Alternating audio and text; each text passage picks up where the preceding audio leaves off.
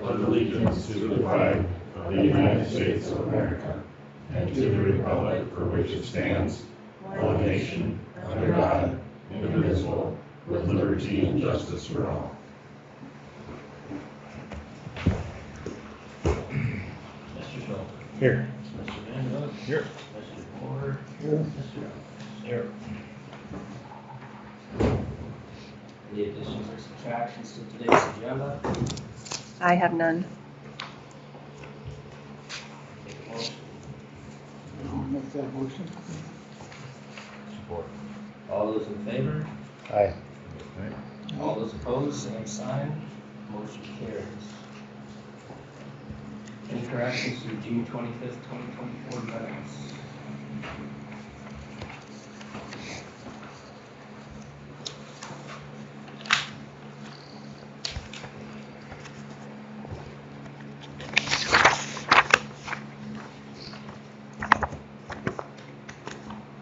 Motion to approve them.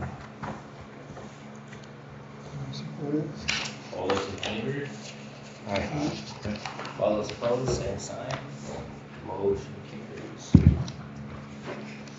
Consider 2080 for temporary line county Osceola County Attorney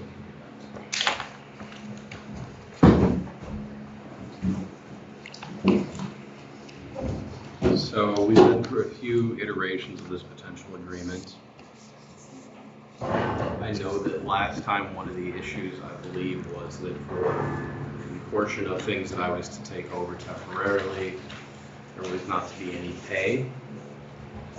This time they had originally talked about $90 an hour that would be paid to Osceola County from Lyon for each hour that I worked for Lyon, if you were to approve the agreement. I didn't have much quibble with that, but the Sioux County attorney had done some calculations and figured that $130 an hour was a more reasonable rate. Obviously that's discounted from a private practice attorney, but we're not talking about government service, so some kind of compromise is probably reasonable. I also noted that before we really even brought this to you guys, Sioux County wanted a definite end date on the agreement, whereby this would not go on forever. I know that there had been plenty of experience here in our county with dealing with the temporary services engineer, and we were kind of on the other end of things in terms of end dates and things like that. So this is an agreement that has something like that. Lyon County would be insuring my work and me for anything that I did for Lyon. Osceola would be listed as an additional insured on the county's insurance policy. And so there are a number of protections in place for Osceola County. The plan would be that myself and the Sioux County attorney would split duties. The primary responsibility he would have would probably be for the criminal docket, and I would step in as needed to help him, just because of court scheduling and the fact that a lot of times we have stuff on the same days. A lot of times Osceola has motion day on Monday, every Monday. Lyon County has it every Monday, but there will be other things that I could help out with. I would handle the juvenile court matters for Lyon County, as well as mental health committals. And we would divide up civil work as needed. Hopefully that wouldn't constitute too big a part of how things go, but that's obviously very unpredictable. Lyon County, it sounds like for them time is of the essence, because my understanding is that their current county attorney's last day is July 19th. So we're here on July 9, so you guys wouldn't meet again, I don't think, in regular session unless I'm missing something before her end date.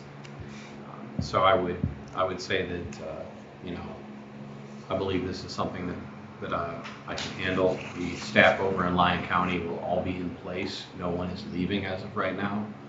They have 2 full-time legal assistants and 1 part-time legal assistant. So they have a lot of office staff who are able to use their experience to get a lot of things done. So I'm comfortable doing this. If the board's comfortable doing this, I'd be happy to help out over in Lyon. And it's got a definite end date, and there's some defined parameters on how we're splitting up work, so I think that makes it more manageable. Are our cases staying up to date here? They're not quite at the peak of what we had, when I was trying to explain to you guys why we needed cartel. They've fallen off a little bit. The issue is that we've had a lot of major felonies that have taken up a lot of time. I mean, we did child sex abuse cases in October, January, and March, and we just did a child sex abuse juvenile delinquency 2 Fridays ago. And all of those are, what we would call relatively low incidence but high time consumption events, right? And we've had a number of those come up over the past year. I mean, 4 child sex abuse cases in a county of 6,100 people in 1 year that you take to trial or hearing is a significant number. And I don't know if that's going to continue or not. I can certainly represent to you guys I have a couple more in the pipeline. As to where those are going to go, I don't know.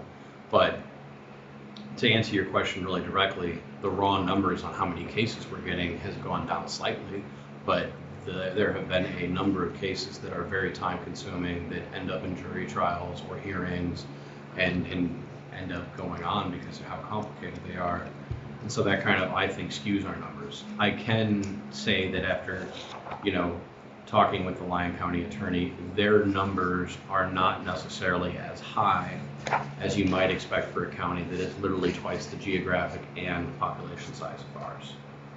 Their numbers aren't that crazy. They're not, even if I don't think that they're very high if you compare them to Sioux or O'Brien adjusted for population.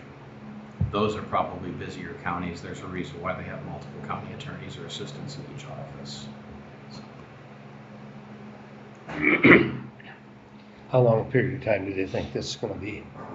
End date, I believe, is September 9 on that agreement. It's either September 30. Okay.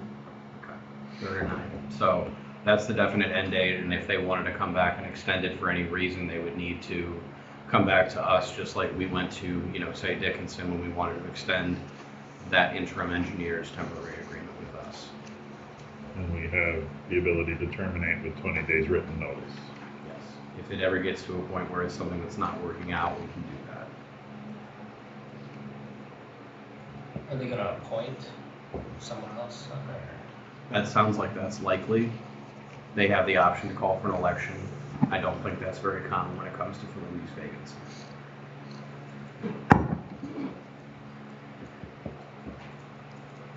And the $130 an hour is what Sioux County agreed to as well, or? Yes, yeah, we're in the same rate. That was their ask.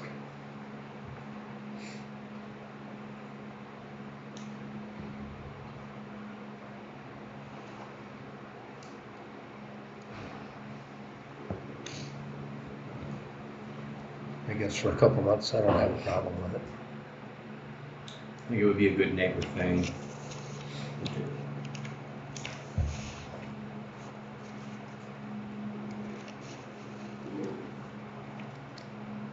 Still have a little bit of distaste that it didn't always feel like we got treated like a good neighbor when we were needing help, but that isn't how I should act in turn. I do have some concerns with the workload, additional workload, but I do think it's the right thing to do to help a neighbor out when it's time, and if it's not working, we have a window that we can work with.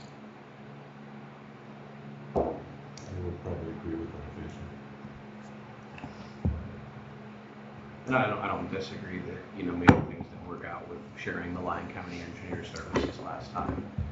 I would point out that if I recall, they had some turnover in their engineer's office right around the same time we had turnover in ours. But, reality is that it's more about, helping the people out that live over there and doing it in a way that's a little better defined for the people of our county than the last time they had new county attorney come in. Because last time I don't think that we were nearly so clear on what we were getting or what we were doing. So this is a little different in that regard.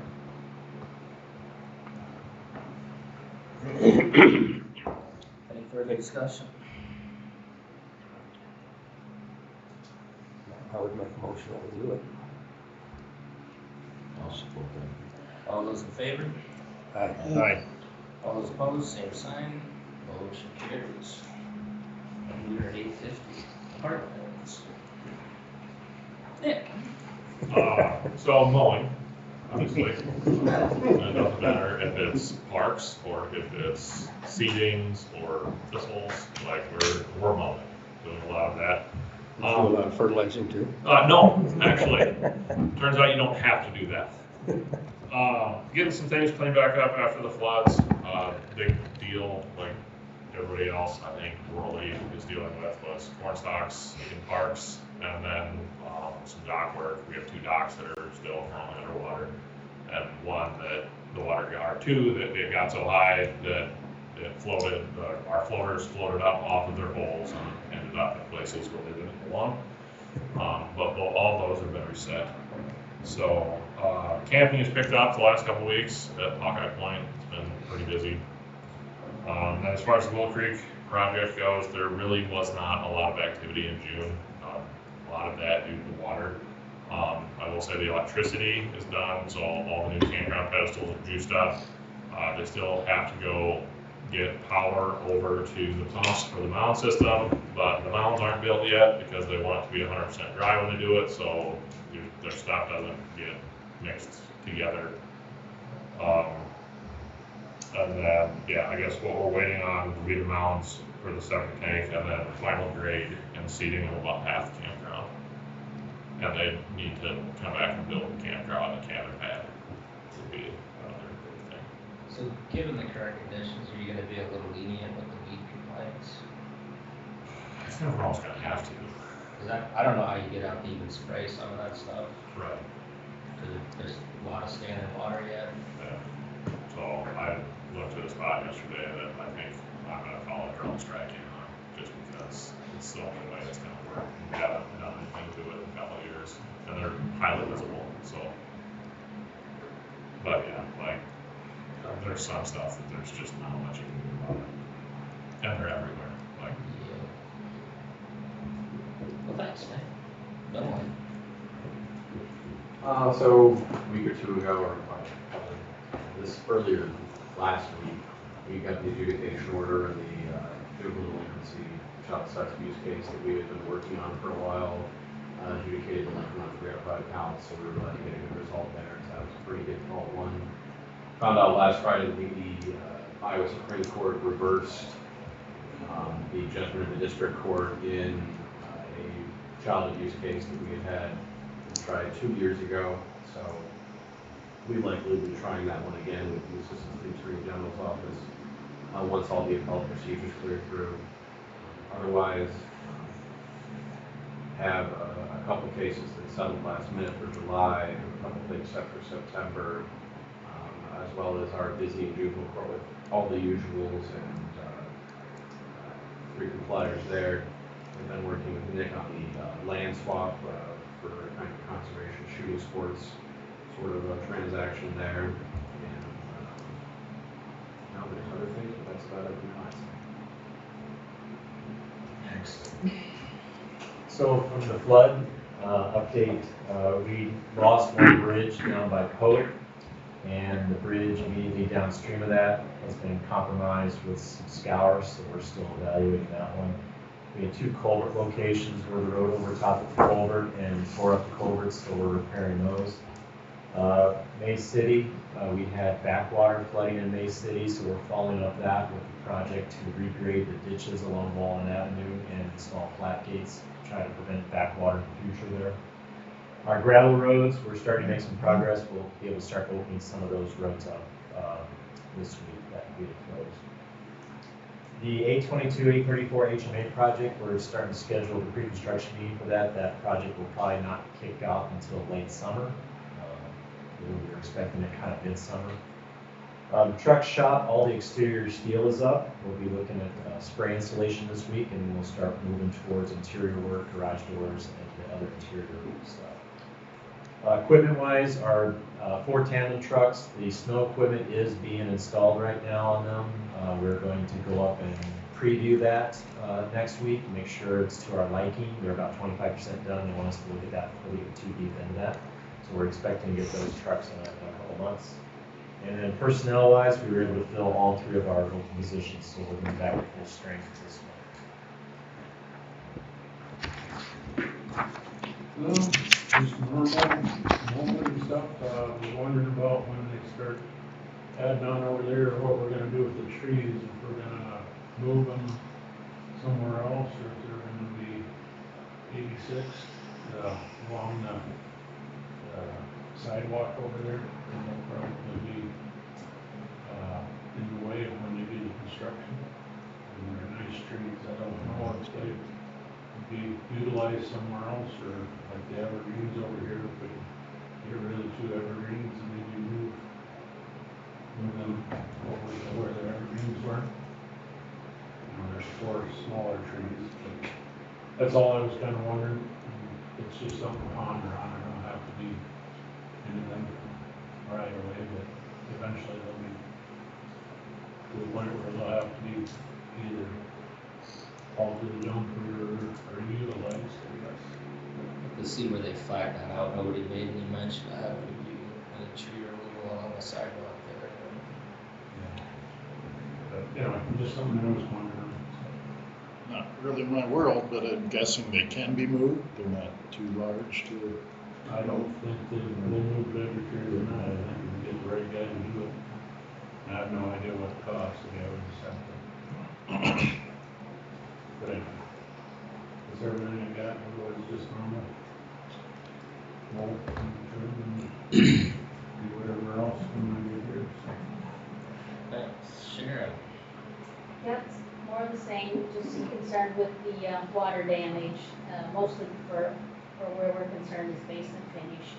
It's pretty obvious when you drive around that a lot of people have lost a lot of stuff in their basements. So we did track some of that, and then of course, if they've been assessed for basement finish, we'll follow up on January 1 to see if they've been fixed back up, put back together, and then we'll probably leave the assessment as is, or we'll have to take it off the assessment altogether.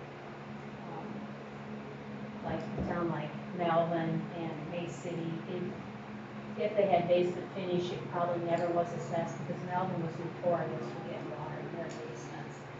So, but like I said, we're trying the best we can to figure out where there's been water damage, and we'll follow up with those people on January 1. We've had a lot of people still getting boats when the water goes down, so they can, fishing's been good yet, and people still get married. We do have a big issue with not being able to get our e-subs to come in, the images. So, and I tried to just send the images to have land records for our regular documents, and they don't go either. It's been 2 weeks now, and I've been on Solutions, but they've had all that flooding over there, too many people quitting, and Allison, who usually helps us, is in Falls in the hospital, and so we've had a lot of things going on over there. But if someone says we're not getting to Iowa land records, that's why I sent them. The images don't go with them, and Solutions has to figure it out. But I talked to Scott over there, and he really doesn't know. Hasn't been taught that part, or I don't know what's going on. So I put in another email this morning, and I talked to several over there, but it's just until they get us running and stuff. Well, this is July now, so every July it seems like our mental health calls start going up, and that's typical for this year too, so getting a lot more mental health calls coming in. I'd like to put some props up to Keith in his office during that flooding. They were right on the spot with getting the signage that we requested from the road closed and things like that. Sometimes he was too good because the roads were closed, and that's where we had to make some of our rescues from. If we went through the road closed sign, maybe if the signs weren't up, they wouldn't have gone through them, right?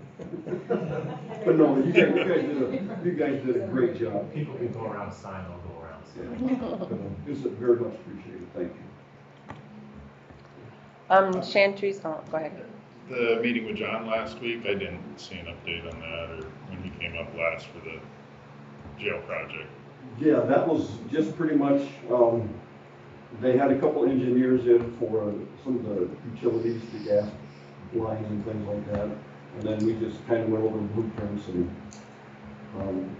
he was asking what kind of locks we wanted on all the doors inside and outside the facility, so that's what it was. I think he said They're gonna try to start letting bids at end of July, the end of this month, right? That's what they were shooting. Yeah, that's what they were shooting for, I haven't seen anything on that yet, so. Chantry's busy working on tax statements, levies, to get those out. A lot of passports, a lot of people are moving, flying the country. I got notification that Harris Lake Park is having a special election on September 10. It's for the revenue purpose statement to renew that. So, that, since they're over 125, I have to have it in my county. But I'm combining May City precinct and Harris. I have 37 people could vote in May City. I can't spend $700 on election workers for 37 people, so they will have to go to Harris to vote. So I'm combining those two precincts, and I'll put notice and a notice on the door and go from there. Alright, who's next? Michelle reminded me last week, I was gonna go talk to Shaughnessy, and then I saw the, closed Monday, Tuesday, Wednesday now. Shoot. Good for him, though. So, enjoy. Great.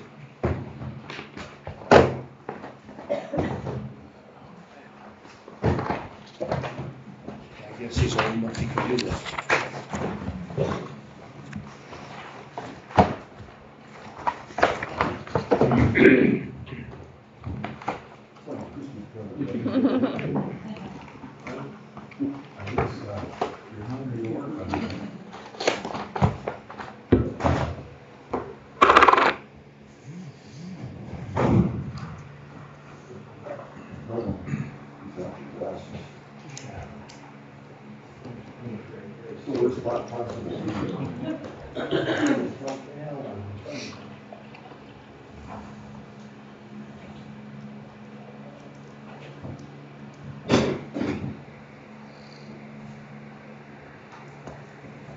Discuss 2024 changes to county compensation. The legislative made changes as of July 1st. There's no more compensation board. The board can, the board has options, I guess. They can reestablish it, or they can just not reestablish it, and the board will have, either way, the comp board or the board of supervisors will have to do their work to show their work, I guess, take consideration from other counties our size and private sectors, and I mean, it's totally in the board's hands if they want to reconvene the comp board or not.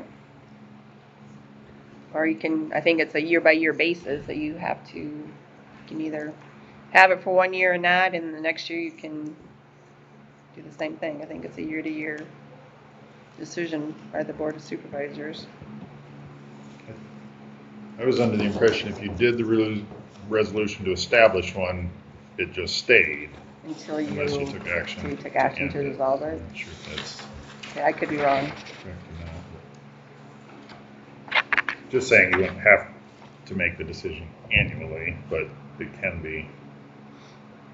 Second question says the supervisor may dissolve the compensation board at any time with a majority vote. So,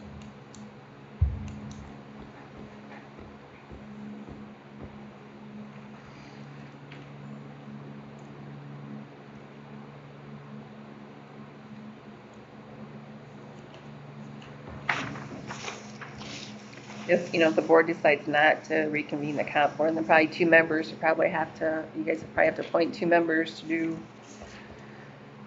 some, you know, calculations and homework on it.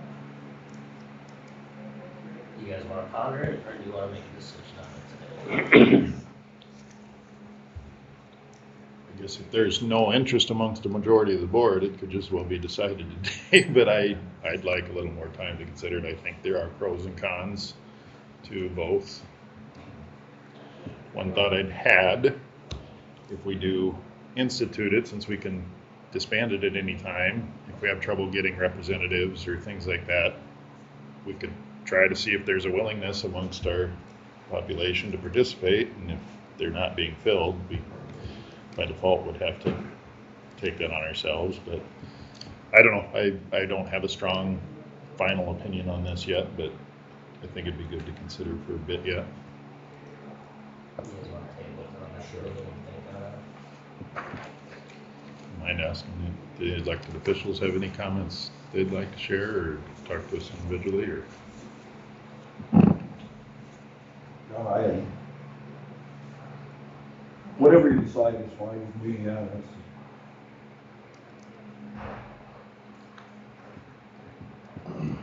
I value their input, but yeah, whichever. Yeah, I mean, I guess my impression would be that either one would probably be acceptable, but there is something to be said for being able to, pick the person who is your advocate on the comp board and having that extra layer of people who have probably done it more than 1 year, depending on who you got, who can make that case there for you. Obviously, that's kind of my own impression of it. From my side of things, I also think that this is the sort of situation where, yeah, you can change it from year to year, but, these decisions do kind of gain their own momentum, so whatever you guys decide, I think it's probably useful to remember that you're kind of making rules, not just that you're gonna execute, but the people that come after you will too. So, but, I guess I would lean towards having a comp board, but if not, it wouldn't be the end of the world.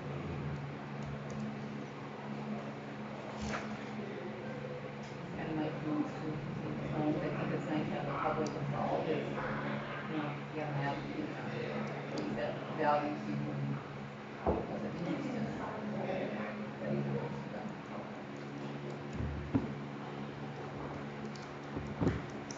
I have mixed feelings about it. I sat in on I wasn't on the comp board, but I sat in on a couple meetings before I was supervisor. And some of the comments were made, well, we'll just make it here because the supervisors will cut it in half anyway. So then what's the point? That was the comment that was made at these meetings.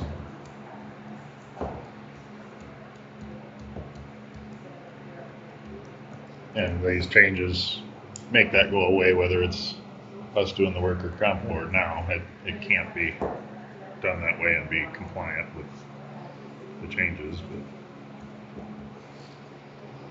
I think everybody, maybe just take a little time to think on it, and we'll address it at the next meeting. Okay. Take a motion to table it. I'll make that motion. Support that. All those in favor? Aye. All those opposed, same sign. Motion carries. Well, it's about 9:15.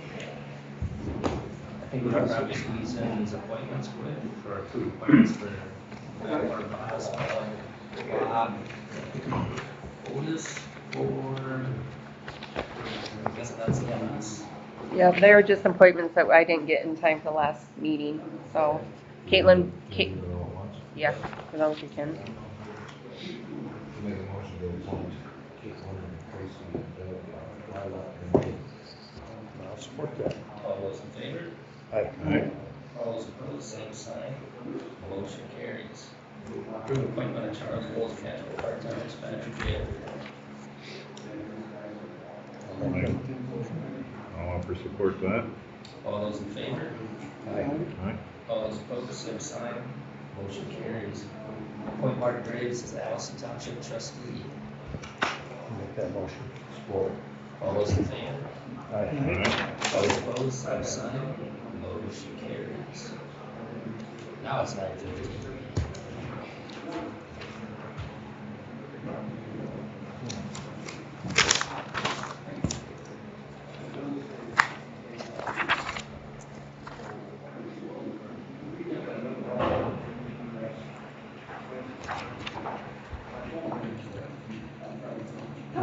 Hi, sorry. We couldn't see it, we had a block.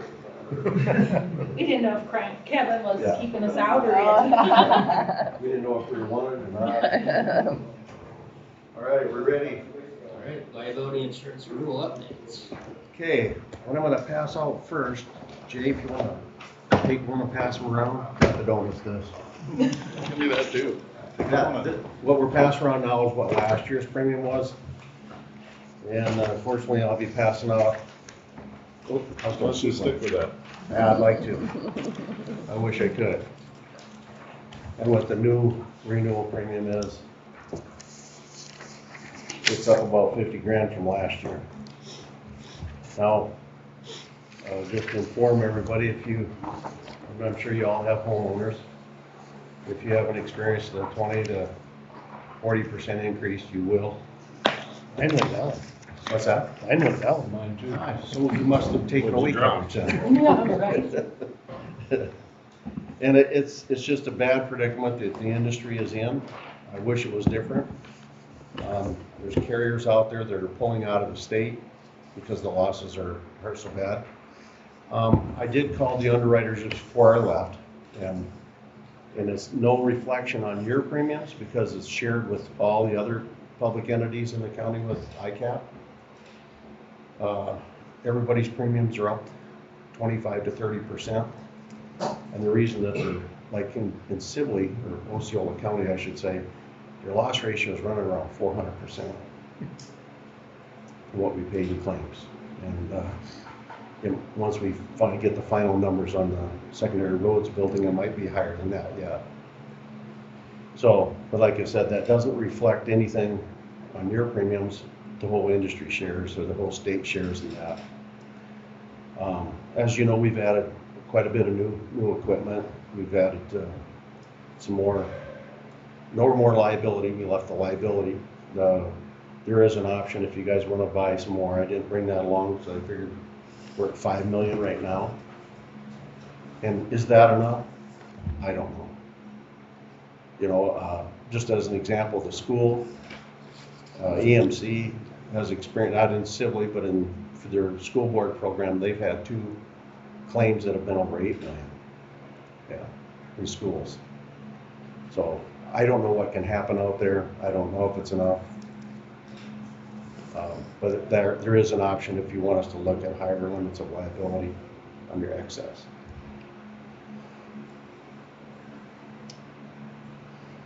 Do you have any questions for me?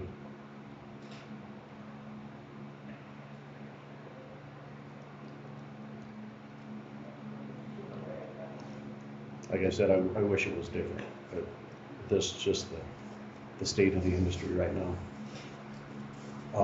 Now that Keith is here, I can ask him how's everything going, good as far as the building and everything? Okay. ICAP, the main representative, Vanessa Fultz. Yeah, Vanessa Fultz. That's what we've been doing. She's been great to deal with. Fair, we think. Good. So, Good. And the only question I would have for you is the building starts going up. Who's in charge? I mean, does the contractor have the coverage on it as it's going up or something? What happened to it as it's going up? I don't know if the contract is that specific. Okay.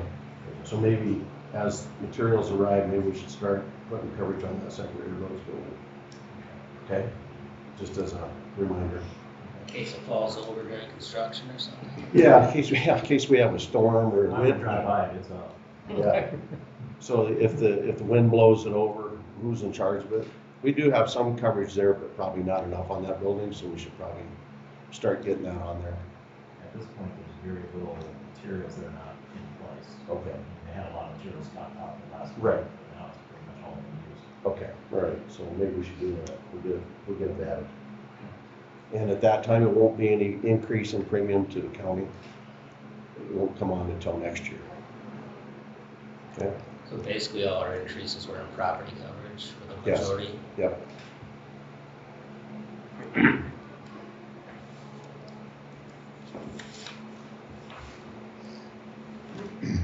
How come policy numbers change? I would just do it annually. Each year. Some companies leave it the same number, and they put -24. You know, someone changes. It's a computer thing.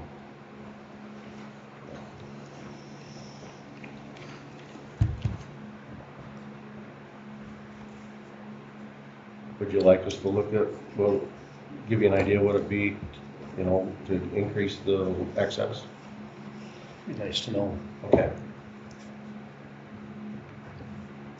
Any further questions? If not, thank you for coming in. Is there any other way I can encourage you guys?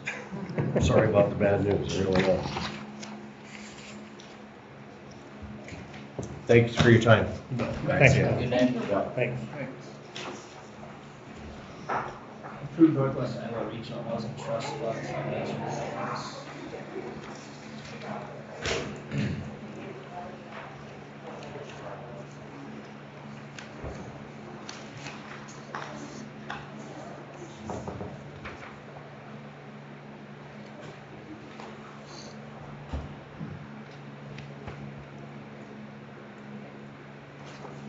$600.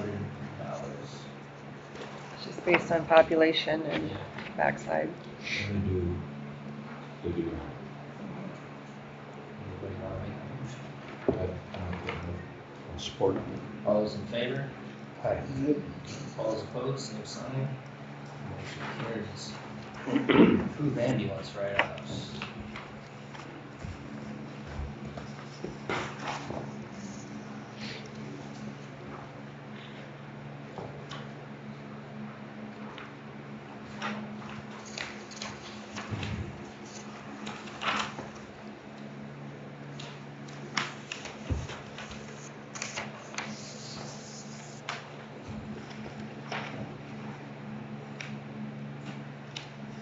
$498.72.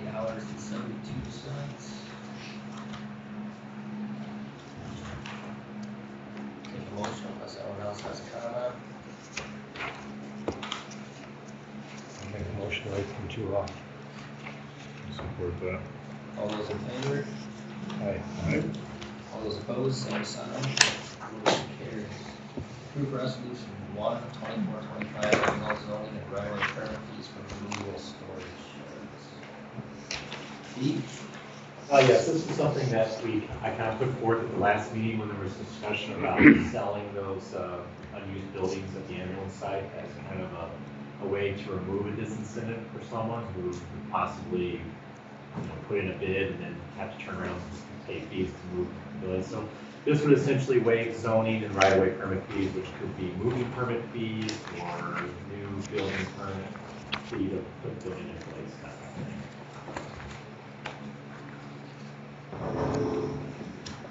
I'll make a motion on resolution 1/24/25. Mr. Schulte? Aye. Mr. DeBoer? Mr. Randall? Aye. Mr. Helmers? Aye. Motion carries. I've got a question for you, Keith. If we don't get any offers on the buildings, would it be possible for secondary roads just to drop them?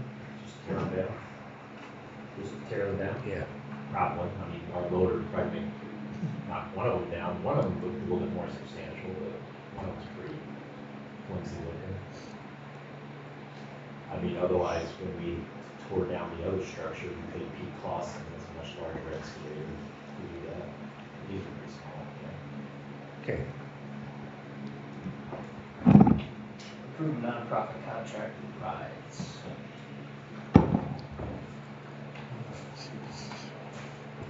It was $1,000, that's what we had in the budget allocated for them.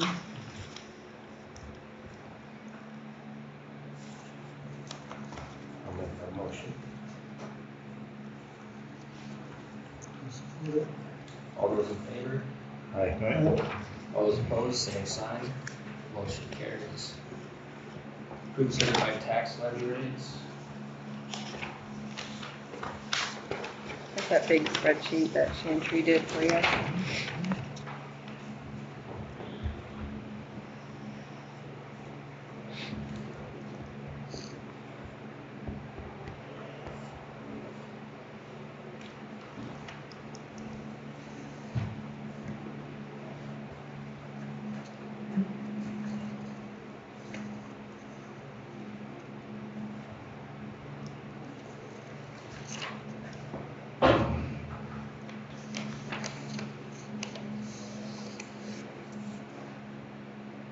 Harris Lake Park's levy really went up. Harris Lake Park's levy really went up.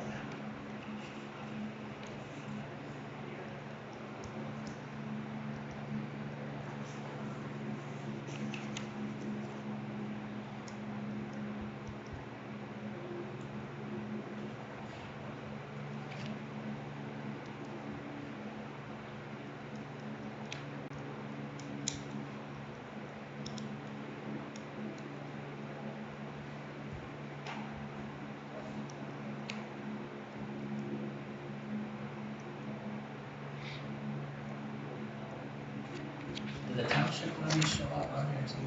Yeah, they're down below.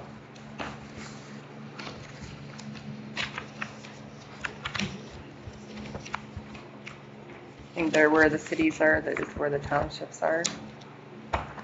Below where?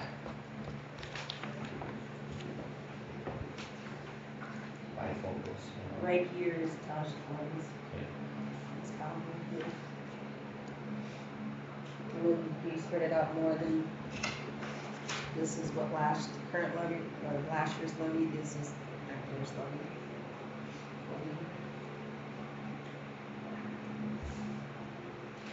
Harris, city of Harris really took a jump.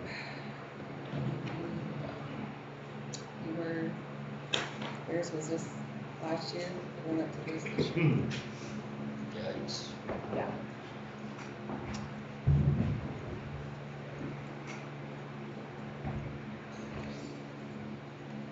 Bifocals. Yep. Any questions, comments, or concerns? Not a motion. Motion for approval of the certified tax levy rates. All those in favor? Aye. All those opposed, same sign. I have to sign this then. Carries.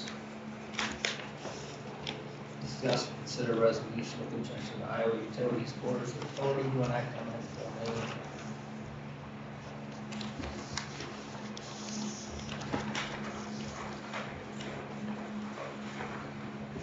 Since last we met, they did go ahead and approve that domain. Some of the other counties have requested that everybody support, pass that resolution. Because it's going to court.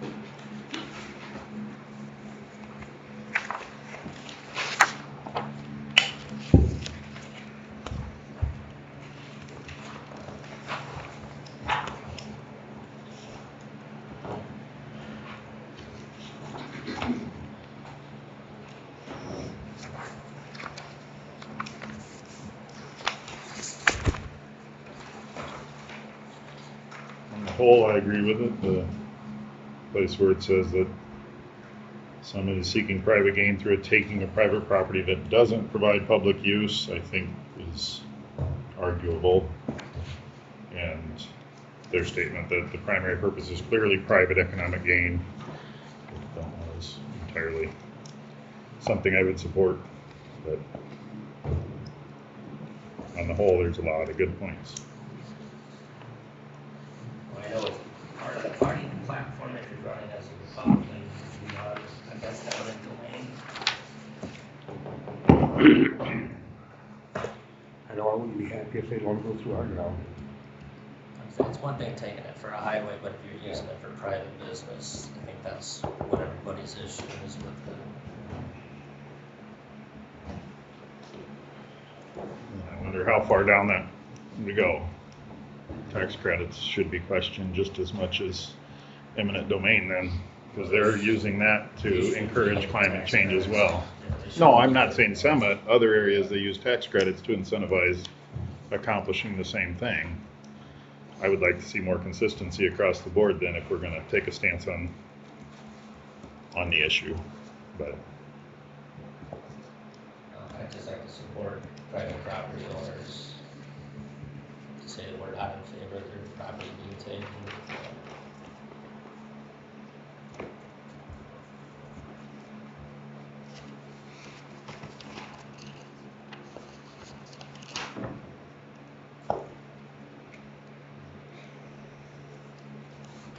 Carrie, I'm still kind of on the fence.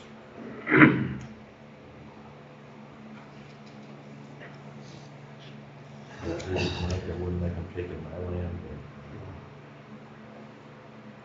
but think in the long run. But then I also have to think, what are they down, like 6 feet or something? They're down a long ways.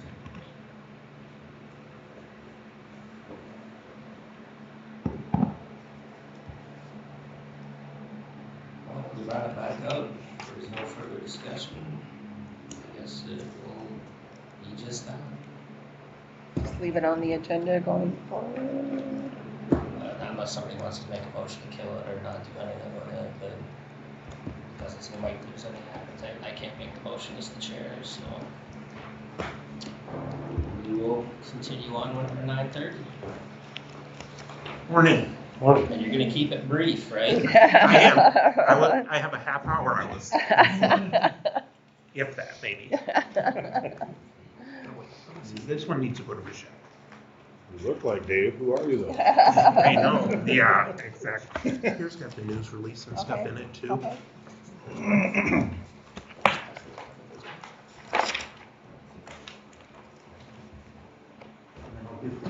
The extra reports.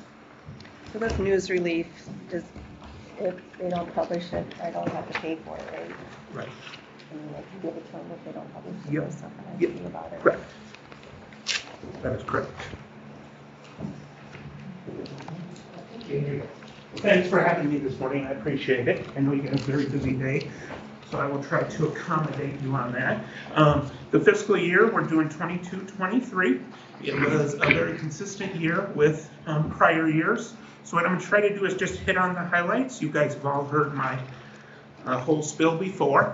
So I'm going to try to point out what's new, what some of the major fund balances changed, the reasoning, stuff of that nature. So we just have, as always, we have the table, we have the officials where you're recognized for your service during the fiscal year, as well as the Public Safety Commission and all the officers. Page 4, we start our independent auditor's report. Here's where we go on to state that in our opinion, you can rely fairly on these financial statements as being fairly presented. So that's really what you want to hear. That's the best opinion you're going to get, that we feel that these are fairly presented. You can rely on them. It goes on to talk about the standards we follow, the emphasis matter paragraph, the third one there, third section. We implemented a new standard, subscription-based information technology arrangements. So the year before, 21-22, we implemented the new lease standard where we had to basically accrue leases, treat them like a liability, and put them on as an asset, as well as recognize any leases that you have, like with conservation for land rentals. When they extend past a period, we have to set them up as like a receivable.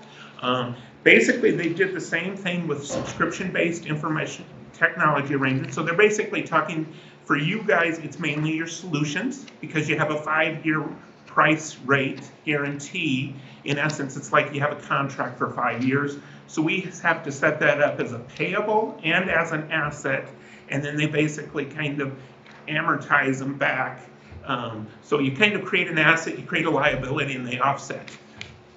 So that's what you're going to see is really new during the year. The county implemented that. We talk about the auditor's responsibilities. We talk what yours as management's responsibilities are.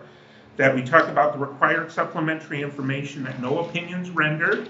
And that is like the MD&A and the stuff between the footnotes and the schedules. It's like your budgetary compliance, your IPERS, OPEB notes, of that nature. Then we go on to state that the supplementary information in schedules 1 through 10 are fairly presented. You can go ahead and rely on those, that we feel those are fairly presented, as well as we talk about there's a report at the end on compliance and internal controls. Then management discussion and analysis. This is a summary of the financials by the management here of Osceola County. It just talks about, shows you the highlights of fiscal year 22-23. It talks about using this annual report, the audit report sections, the government-wide financials, the fund statements. Then we talk about on page 9, middle way, the public safety, and it'll give you some of the summary for fiscal year 22-23 for the Public Safety Commission and some of the highlights there are, as well as on page 10, the government-wide, it basically summarizes exhibits A and B that we're gonna look at shortly. On page, and that goes all the way to page 12.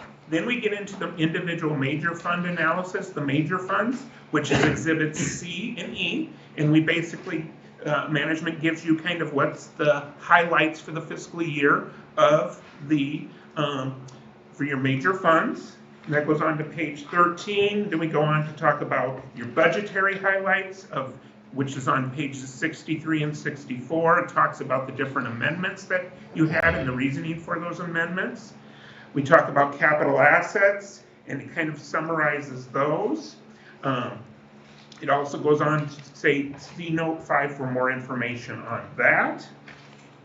And then we also talk about the long-term debt, and that lists your major long-term debt, including that new information technology subscription liability that we have set up. It's more summarized in note 8, which where you can see more detail on that, as well as 23-24 budget factors that were being considered. So then we get into the basic financial statements. So exhibit A is your full accrual. This is the balance sheet. This is all assets and liabilities, long-term and short-term. And basically, as I've stated before, what's important is that net position. So for the county as a whole, the net position is found in the last section on page 20. So basically, for the county governmental activities, your net position is $32,495,000, while the Public Safety Commission has $1,662,000. Of that amount, $22,348,000 is in capital assets. $7,940,000 is in what is restricted for specific purposes, your special revenue funds, and then what's designated within the general fund. As well as you have $2,206,000, which is unrestricted. So basically, for any county purpose you so choose, that is the part that you have available to spend for the county, any general purpose of the county. Public Safety Commission has $232,000 in capital assets and $1,429,000 in unrestricted for their purposes.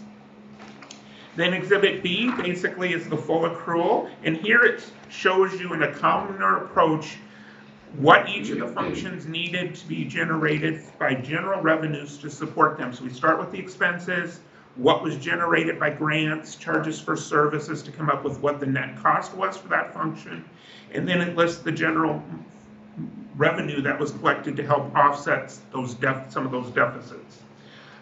The change in net position for the government as a whole is that first column on page 22. It will increase by $2,043,000 from the year before, which is a 6.71% increase from 21-22. And then you basically have an increase of $202,000 in the public safety, which was a 13.88% increase from 21-22. Then we go from the full county approach to the modified accrual for the governmental funds. This is a short-term approach. It's basically looking at short-term, what in the near term will be could be converted into an asset. It does not include fixed assets. It does not include long-term debt. And so we list the major funds by separately, which is the general fund, rural services, secondary roads, the two debt service that you have for the amended TIF areas P&I, and as well as the CFE area P&I, as well as the non-major, which you will find in Schedule 1. Schedule 1 will give you the the breakdown of what makes up these totals for a total for the governmental for the county as a whole. So again, what's most important is that last section, the fund balances section. For the general basic, you have basically $3,649,000, of which $48,000 is in prepaid expenditures. $907,000 is restricted for specific purposes, supplemental levy, hotel motel, jail improvements, courthouse securities, and conservation land acquisition. And you have $2,694,000 available for any general purpose. Rural services has $623,000 fund balance. Secondary roads, you have $5,784,000. $302,000 for the amended ethanol, and then a negative $163,000 for the CFE TIF area P&I. That's just a slight negative due to incurring the cost for the EMA filing of $400. So that just created a payable, which created a slight deficit for just a short period of time. Then the non-major funds total $6,829. So for the county as a whole, your fund balance at the end of June 30, 2023 is $10,366,000. Then on page 26, we just reconciled Exhibit C, the modified, to Exhibit A, the full accrual. And you can see what we all had to do for adjustments to get from modified to full. Then on pages 27 and 28, we have Exhibit E, which is the modified accrual. We do it by the major funds, as well as the Schedule 2 for the non-major special revenue funds. So the third line from the bottom shows you how did each of the funds change during the year. So your general basic increased by $75,740 from the year before, which is a 2.12% increase. Rural services increased by $65,400, which is 11.75% increase. Secondary roads increased by almost $93,000, which is a 25.9% increase. Your TIF areas, your debt service, of course, is just kind of paying off that, so it's basically, that did decrease by $25,000, while the CFE TIF area decreased by $1,500, and the non-major special revenue funds decreased by almost $200,000, and again, Schedule 2 will see the breakdown of which funds created that. So as a whole, though, it increased by $1,107,000, which is essentially the general road service secondary road offset by these other funds, primarily the non-major revenue. Then on page 29, we just give you a reconciliation, Exhibit E modified to Exhibit D, the full accrual, and what adjustments were made there. Then on page 30, we just have your internal service fund, your employee group health fund. In that, at the end of the June 30, 2023, you had $1,166,000 available for your group health plan. Then on page 31, Exhibit H, we show how did that change during the year. You had a net income during the year of $242,000, which increased that beginning fund balance from $924 to the $1,166,000, which is a 26.18% increase. And then on page 32, we just give you a whole cash flow thing of how does cash change in the internal service fund. Pages 33, you have your Exhibit J, which is a summary of the totals of the custodial funds, which you'll see the detail on when you look at Schedule 3 later on in the report. And Exhibit K is basically how did these custodial funds change during the fiscal year 22-23, and it basically listed as on Schedule 4. We'll give you the detail on that of what makes up those changes. Then we have your notes to the financial statements. As we've discussed before, the notes are meant to basically supplement the exhibits, the schedules, and basically to give you more detail. I'm just going to kind of point out what has changed from last year. Otherwise, basically the reporting entity has stayed, the same concepts. The basis of presentation is similar. Measurement focus on page 38, nothing's really significantly changed on that. 3940 gives you what some of the balance sheet statement in that position, what some of the assets, liabilities are, and gives you descriptions on that. And that continues all the way on to pages 41, 42. I do want to make a note of the new right to use subscription asset, which is an asset that we talked about because of this new SBITA, they call it SBITA arrangement, and that's what's on the half of the page on 42 goes on to explain that and what's included in that, how the value is arrived at. 43, we continue on the assets, the liabilities, all the way to page 45. We get the budgets, you get your cash, you get your interfund receivables and payables, the interfund transfers. Capital assets here, you'll just see that the right to use subscription asset was a new asset that was created, as well as the accumulated amortization for that is shown.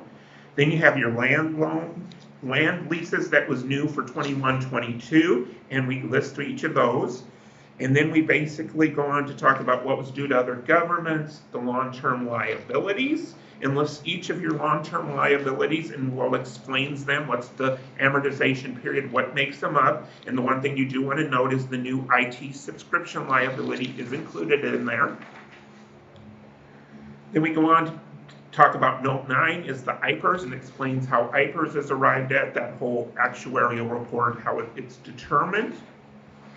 And that goes all the way on. If you ever want to know anything about IPERS and how they arrive at their figures, that goes all the way up to 53, 54, 55. And then we talk about OPEB, which are other post-employment benefits, mainly due to the value of what health insurance might be created extra in the future due to having employees on the plan right now.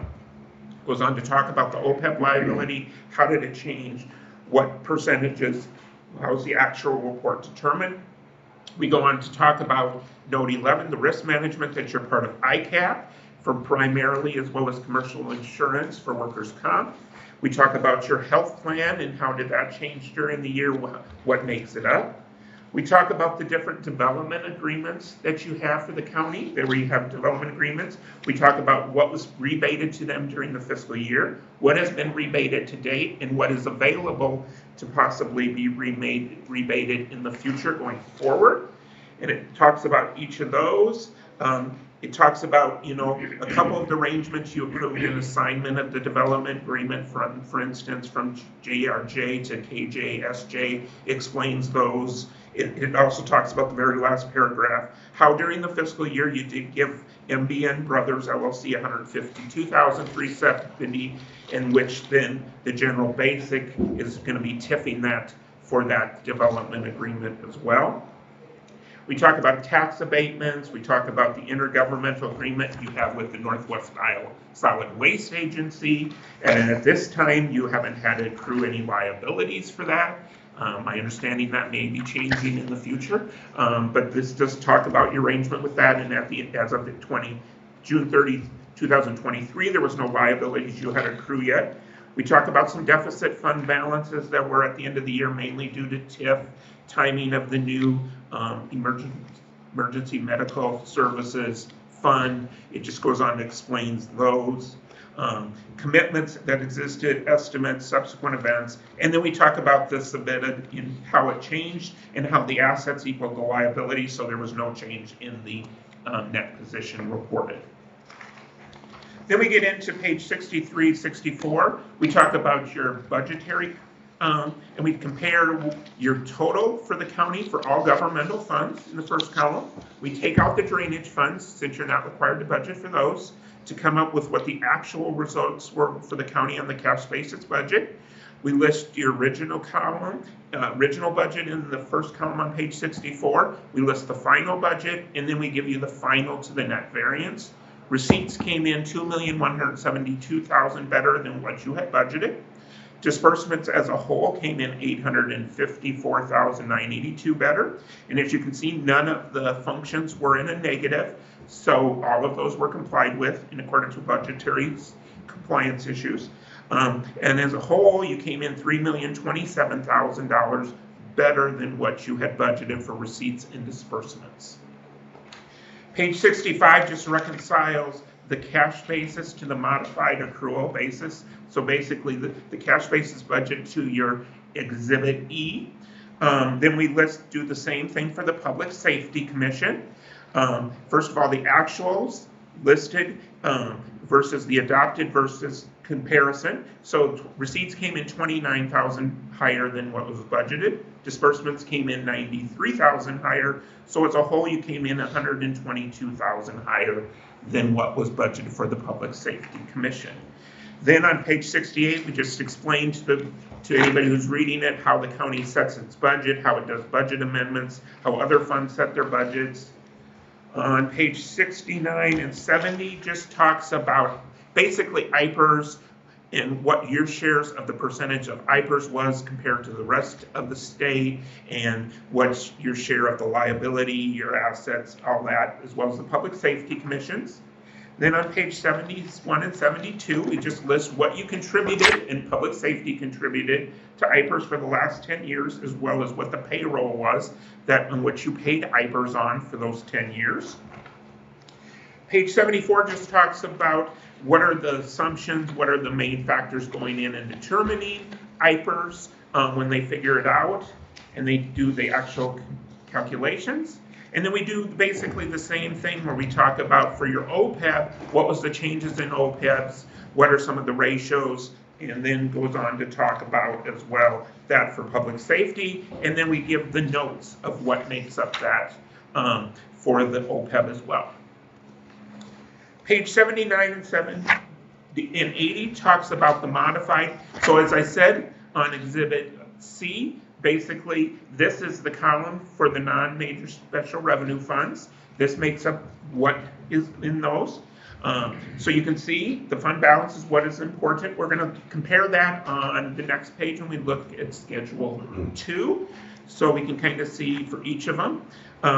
So there wasn't any significant changes to county recorders, unified law, attorney incentive, emergency medical services, the new fund that really was in effect during 2023-24, but some costs were incurred that were going to get paid out of that fund in 23-24. That's why you do have some expenses included in their payables that were going to get paid out of the new emergency medical services fund. The sheriff's asset forfeiture, then your local government opioid abatement fund, that's the new fund to collect your opioid money that you'll be collecting for the next how many years. So you do want to note that that is a new fund required by code. Then we have the amended ethanol TIF areas, and that decreased by $145,000, primarily due to that MBN Brothers LLC rebate. That's what created that deficit, or that decline, I should say. You got your Cenex Co-op TIF went up 39,000. You have your Ochedens stayed consistent. The CFE TIF area increased by 40,000. The drainage district decreased by 158,000, mainly due to paying off a lot of the stamped drainage warrants from that large one you had done in 21-22 for those stamped drainage warrants, as well as REIT went increased. So as a whole, it went down 199, which is primarily, as a result of the drainage and then that new development agreement with MBN Brothers. Custodial funds, this is just lists all the different assets you're holding for, or will be collecting for custodial funds, and lists each of the custodial funds. Again, this total is what you see in Exhibit J. Then we list the changes during the fiscal year in each of those different custodial funds, what was collected, what was paid out, what's still owed, what still gets paid to them, what balance is owed. And again, the summary of that is Exhibit K that we've already looked at. Then you get your balance sheet for the Public Safety Commission. So this is on a modified. There's no long-term assets, no fixed assets, long-term debt included. So the fund balance, that last section, you have $1,282,000 in the public safety, of which $28,000 is in the fund balance. There's non-spendable prepaid expenditures, and $1,253,000 is available for any public safety purpose. Again, we reconcile your Schedule 5 to your Exhibit A, the full accrual, and what changes were made there. Then Schedule 7 shows you how did the fund balance for public safety change during fiscal year 22-23. And that increased by $90,976, which is a 7.63% increase from the year before.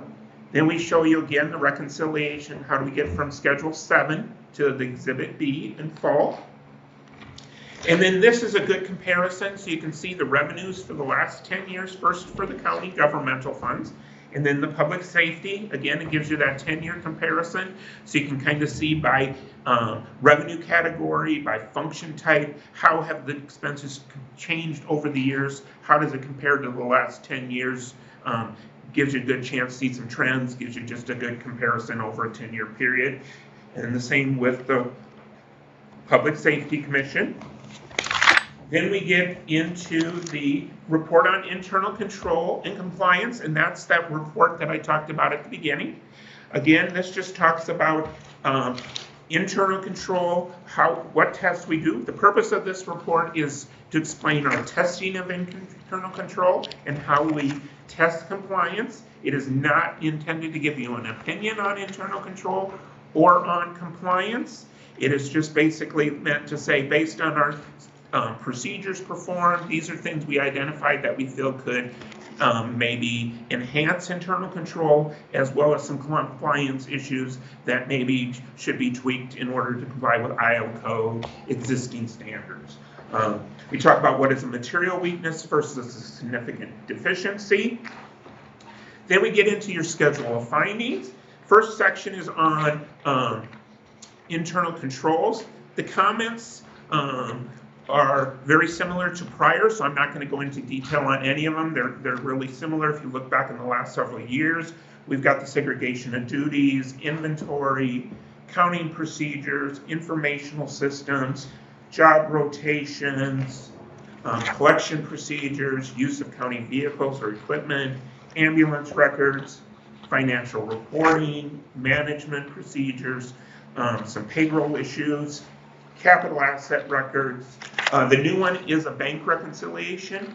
We did know some bank reconciliations for the primary checking accounts contain some variances that weren't reconciled for several different months. It really kind of relates to those payroll issues. There were some problems with some payroll reports and how that got paid, that there needed to be some amendments. So those two kind of went hand in hand. That kind of created some of that stuff for the bank reconciliation. It's all been reconciled.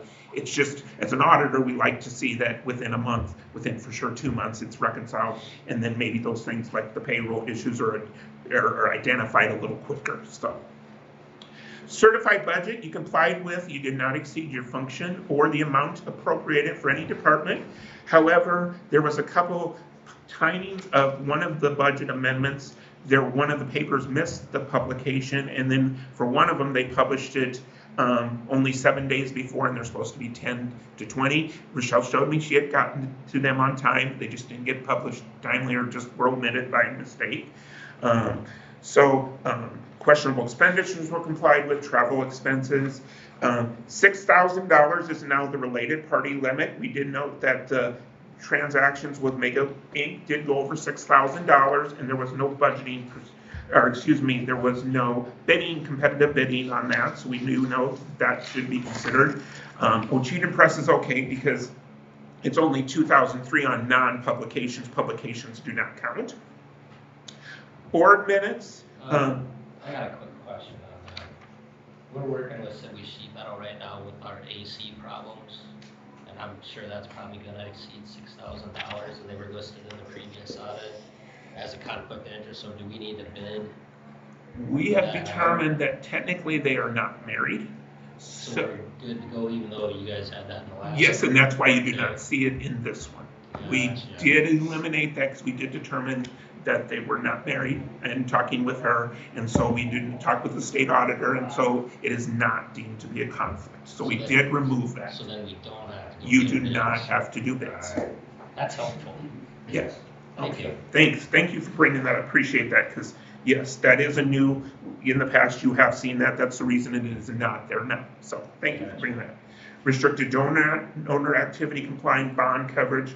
Board minutes, we just noted that the conference board chairman didn't sign the prior year minutes, and as an auditor, we like to see that. Deposits and investments complied with, except for we determined the local government opioid abatement fund, which is new. Basically, after the end of that fiscal year, they determined that per Iowa code administrative ruling that it should be collecting its own interest. It went into the general fund, so we worked with Becky, and that has been corrected. Almost every county in the one had that issue this year because they weren't really notified till after the end of the fiscal year. That was the case. REAP complied, your annual report. TIF, we just noted some TIF stuff that we worked with Chantry on and got that resolved, and that was all okay. The treasurer's annual report solutions, when they run her annual, semi-annual, and annual report, it's lumping some of the funds together for some reason. It's a solutions coding issue.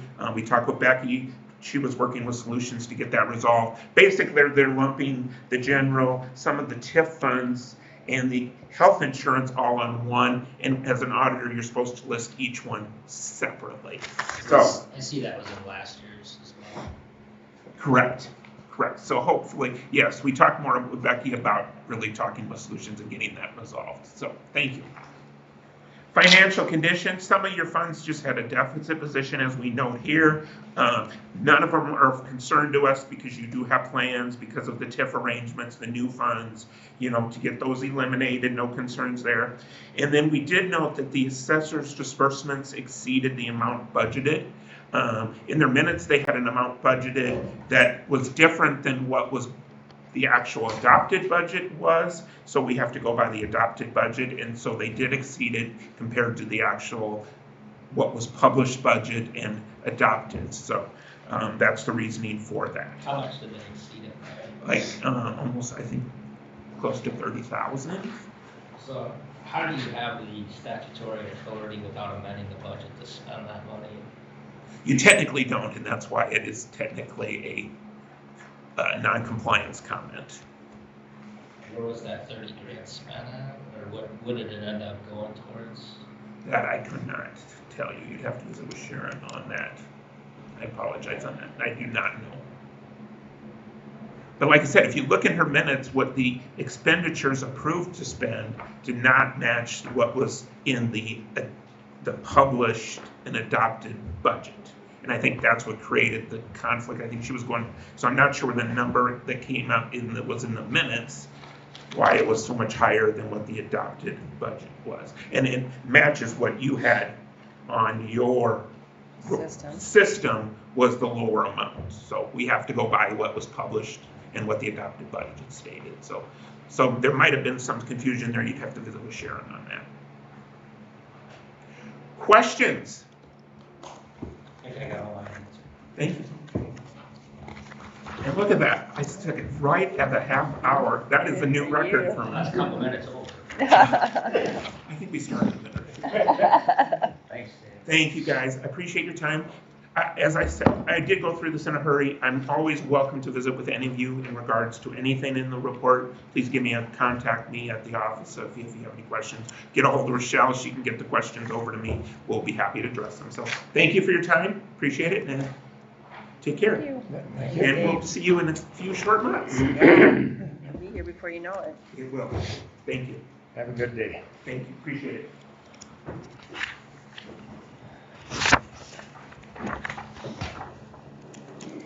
Review quarterly reports. Here's,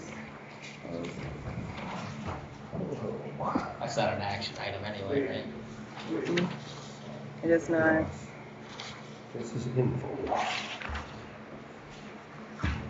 Sheila better step it up.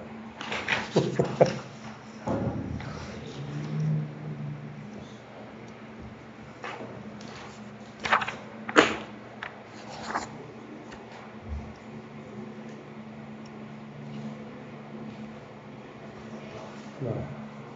Always miss that we have to pay to die, right? Yep. You want more than, what does he need so many or death certificates?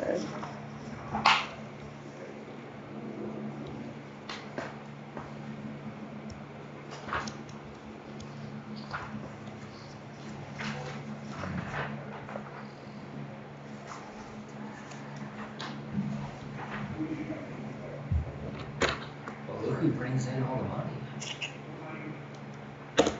Yeah, that's because everything comes through our office.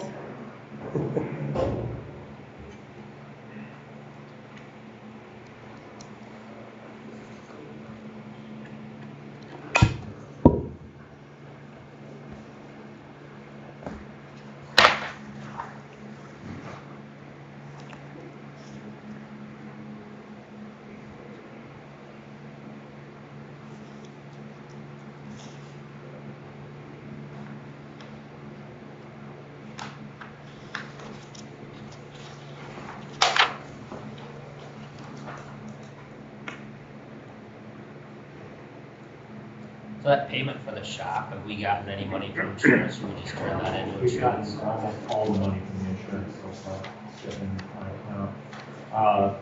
We got all the money that was, I guess, the assessed value of the building at the time of depreciation, but we will get the full amount on the back remainder. So I'm expecting about $400,000 in this fiscal year. So we got the 232 that's in this I have- claim, yeah. is that we're good? They have been pretty good, haven't they? Is that- They have been pretty good about I paying have- them. Yeah, They've paid out pretty much everything to date so far, good. like trucks and all that. We've gotten all that money. The only thing that we're now getting money for will be the final payment on the shop and like the truck rental. In terms of claims, we've been paid everything so far. Good.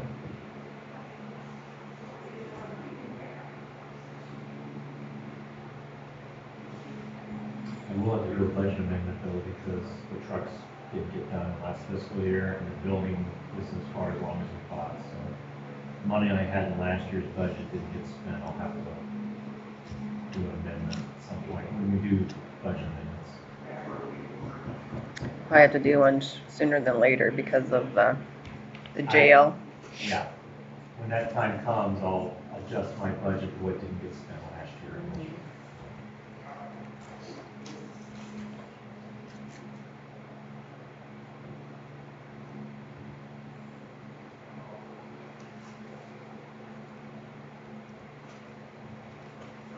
questions on claims?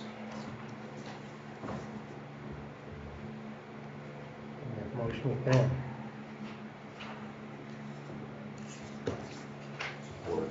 All those in favor? Aye. All those opposed, same sign.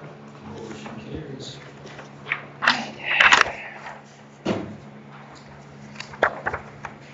Did you discuss Jane's just storm damage classification? That's probably I have to call Spencer for that one.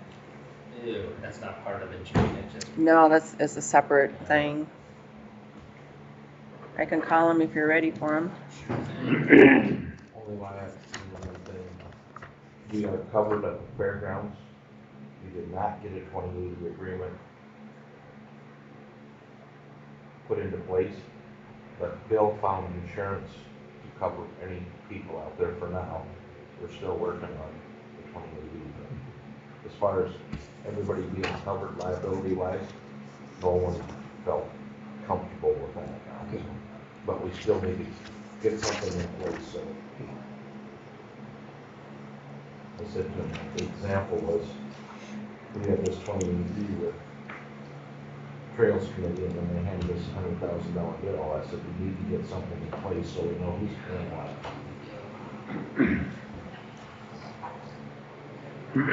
Ready for me to call him? Yeah.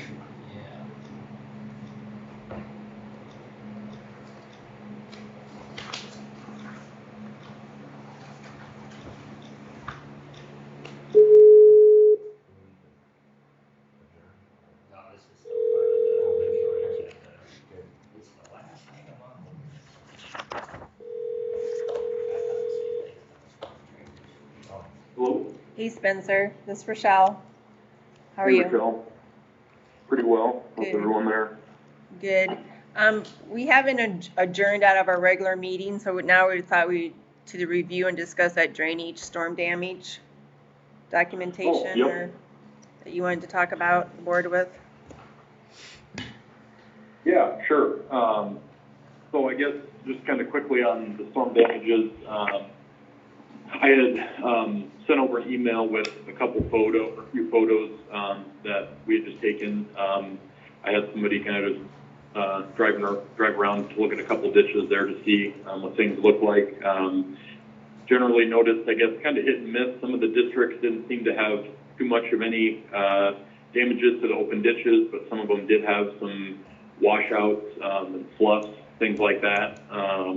As a result of the storm damages, it does seem to be kind of hit and miss. I guess from previous experience we've had with these types of storms, you can get FEMA funding to do repairs to the sloughs, ditch reshaping, riprap, things like that to repair them and stabilize them. Will say, just in our work with some other counties we're doing right now for storm damage, I know if there's any temporary repairs that are needed, those estimates have to be submitted, or the summary of work, I guess, has to be submitted like yet this week. Now, I don't think we saw anything, at least to my knowledge, there that requires like a immediate temporary repair in the drainage districts.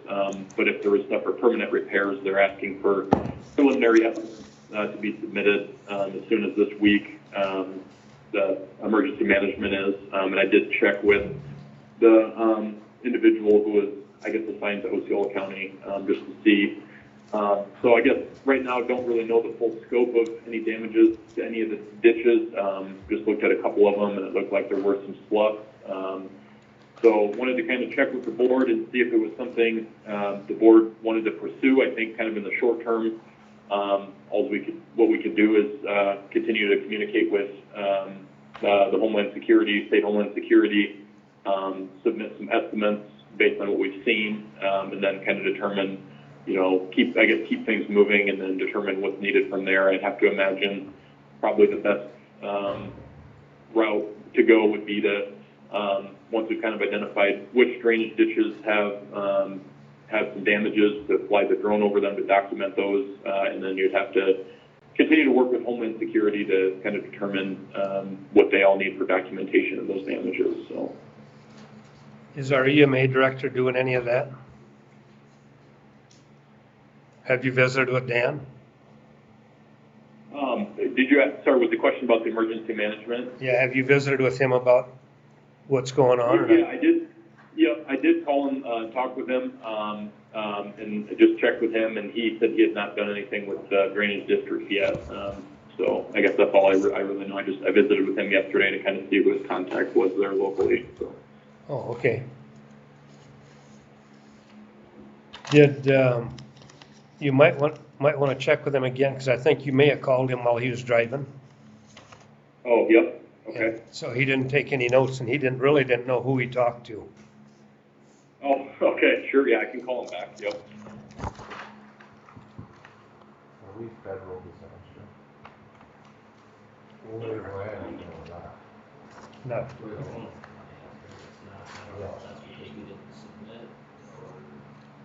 No, we submitted it, it's just we don't have enough damage. Because they were looking for, what was it, 2 houses where the main floor got hit? And we couldn't find 2 houses. They never said anything. Where the water was on the main floor, it had to be, I think it was 16 or 18 inches on the main floor. You would have to go and ask around. Most of those people don't have computers or anything to file, because I know Bryan County had 500 submissions or whatever it was by last week, Wednesday, of individuals who submitted damage. They got hit a lot harder than we did.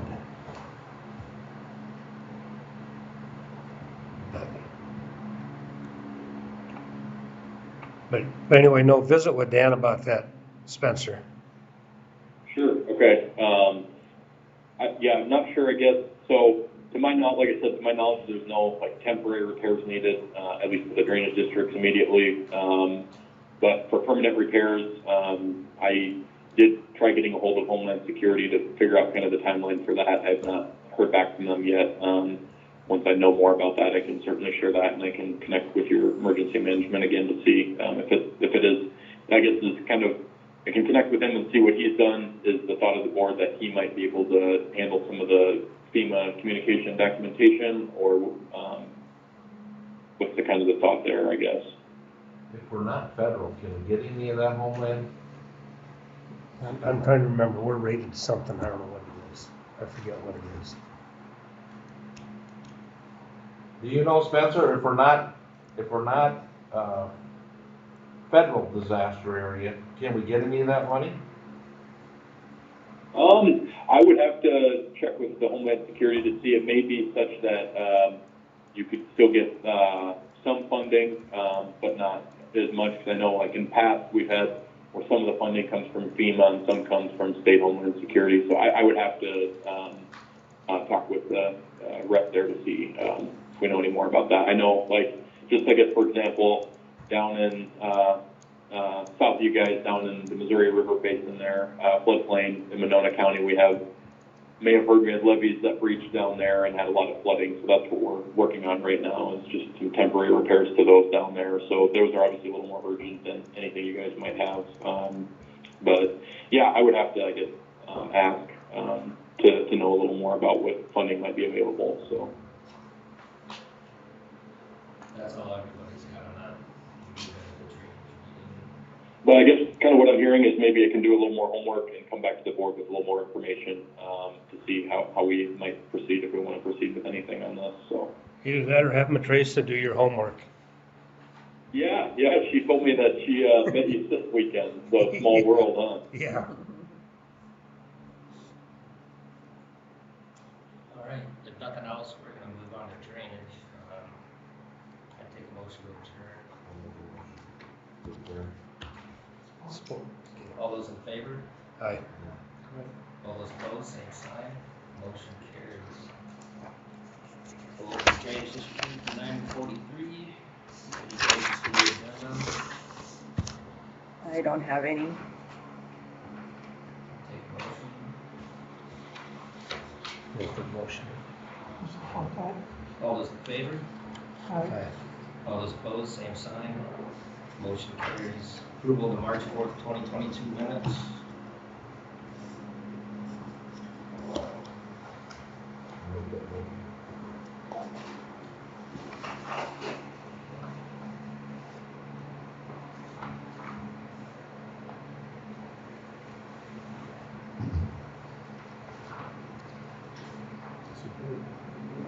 All those in favor? Aye. All those opposed, same sign. Motion carries. Discuss accept drainage district repair request. Spencer? Yeah, I guess I'll just kind of share what I know about this, and then I can answer any questions the board has. So this is, I think hopefully everyone remembers Drainage District 943, we had the improvement project on a few years ago.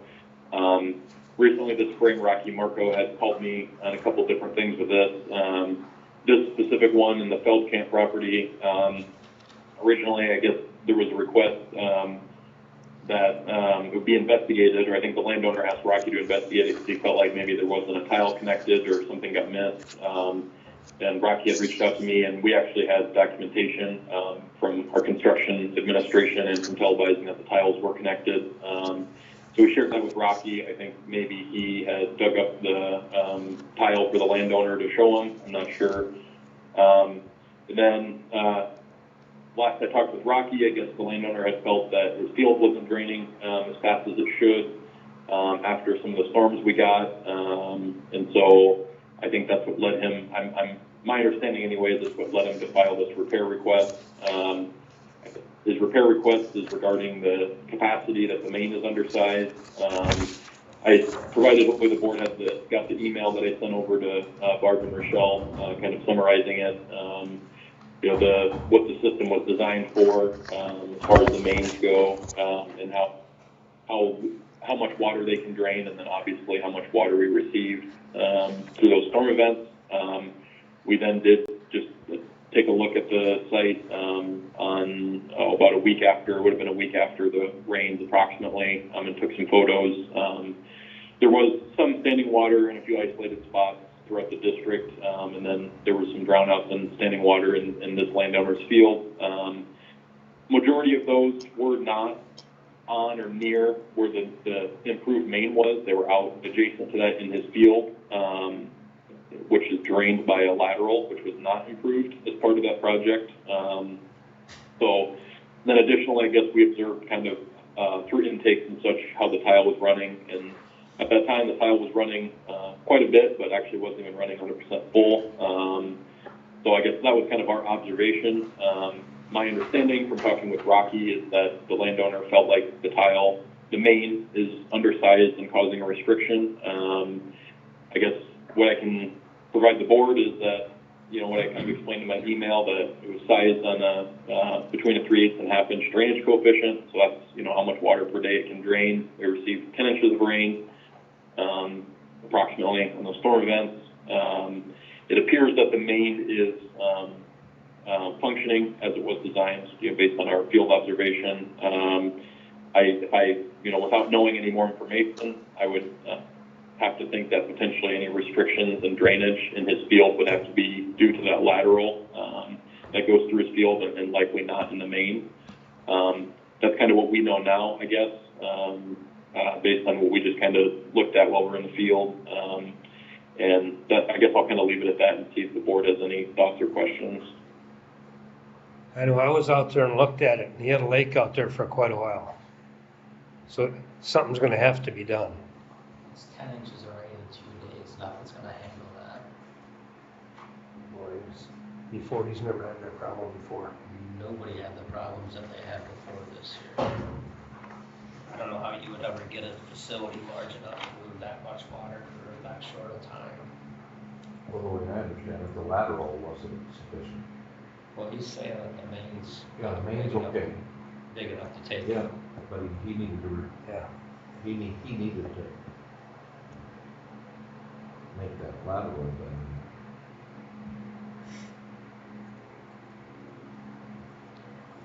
And the Like you main's, say, everybody's got it. everybody's got it. So I don't know. Look, Spencer, what's your thoughts on what we should do with this? Yeah, so I guess kind of what I'm gathering from the request is that the landowner is basically asking for drainage relief, which, he submitted a repair request, which I guess there isn't really any evidence that the system isn't functioning right now. I guess based on what we've seen, it seems to be functioning. It would be more of a drainage improvement issue, I guess, if he's looking for drainage relief. Again, the main was improved and appears to be working. Somebody mentioned there was a pond out there. I guess I would be curious to know where exactly that was, if it was on the main or if it was off of the main on the branch. If it was on the branch, then it may be such that the branch would need to be improved to drain the water faster. So it, I guess really as a repair request, I'm not sure, I guess, what would be repaired right now. There's not a lot of evidence of anything that needs repaired based on what I've seen, without doing more investigation. I think really any sort of action the board takes at this point, I think it would be helpful to know a little more about what the landowner's goals are, and what he's looking to have done. Because I guess the way the repair request is written is he's saying the main is undersized, which if it is, or if he feels that it is, that would be a pretty significant undertaking, and I can't imagine there would be support to do that, especially, 3 years after a new main was installed. And maybe helping him understand that, what it was sized for, was not sized for 10 inches of rain in 2 days. There is going to be ponding when you have that sort of rain. There's not a drainage system out there that's sized for that amount of rain. So I don't, without doing any more investigation, I can't say for sure or without talking with him, I can't say for sure what his, how I guess the drainage issue could be addressed, if it is through the branch in his field being improved, or something else. But I guess in terms of like the repair request that's been filed, I'm not sure that there is, I guess, evidence of a repair needed right now. I think if the landowner feels there's a need for drainage relief, that would be sort of a little different course of action. But I can't speak for him. I'm not sure what he's thinking. I'm just speaking on what I've observed. So. And what I saw was the east side and the northeast of that field was where all the water was. The east side and northeast of the field. And when was this in comparison to the storm, or to when we got all the rain? Oh, jeez. It was a day or two later because Rocky couldn't get there right away. Yeah, I guess, in my opinion, a couple days after a 10-inch rain, that's going to be expected. There's really, again, there's not really a drainage system out there that is designed or can drain that much rain that quickly. I don't know how much water would have run off, how much would have ponded, but the system is designed to drain between 3/8 and a half inch of water per day. So, with 10 inches of rain, it's not going to be it's not going to drain that water within a couple days. And even if the main was improved even more, after getting a 10-inch rain, it's really just not likely that it's going to drain that quickly. So that's just, I guess, my opinion on the ponding. Like I mentioned in my email, we looked at it a week later, and for the most part, all the pond water had drained off, which I think was kind of what we would have expected, based on how much rain we did get. So He would probably have to ask for that lateral to be improved then, wouldn't he? Instead of a repair? Yeah, I mean, I suppose in theory he could petition the main if he felt like the main was undersized, but... No, that ain't what I mean.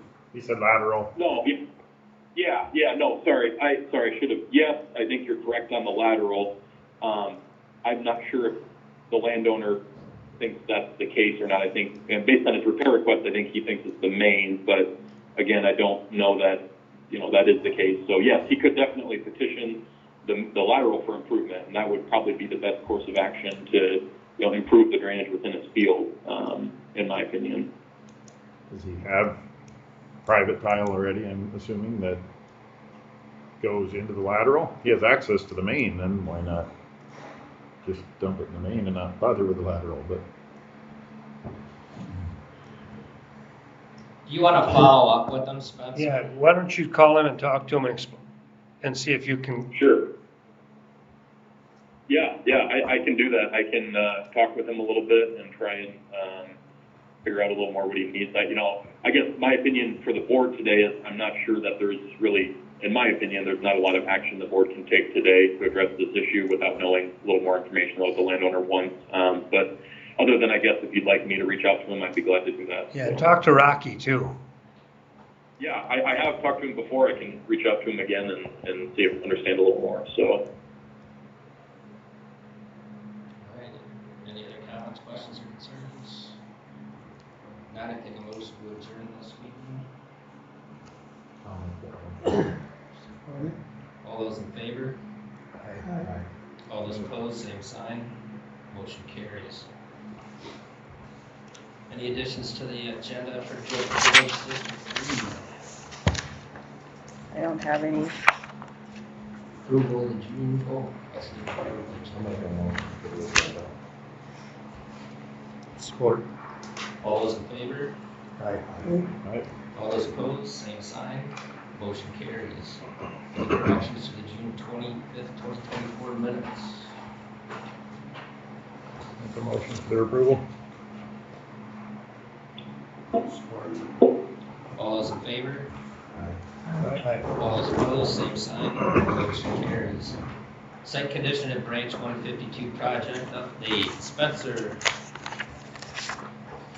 Yeah, just before we get to the change order, just an update. We did, hopefully you saw, we did check out the site last week before the holiday there. Obviously very wet still, really not too much standing water to do any work. We'll continue to monitor that and document that, and then once the site does become fit, I know the weather generally looks a little better to hopefully dry out here soon. We'll make sure and notify the contractor right away when the site is fit to address some of those issues out there, and we'll continue to do so. I did speak with the landowner yesterday who mentioned just yesterday that it was still obviously very wet out there and a lot of standing water, so we'll probably check it out again maybe later this week and see how it's drying out. So no, obviously with all the rain and wetness, no other activity out there at this time, just documenting site conditions for now.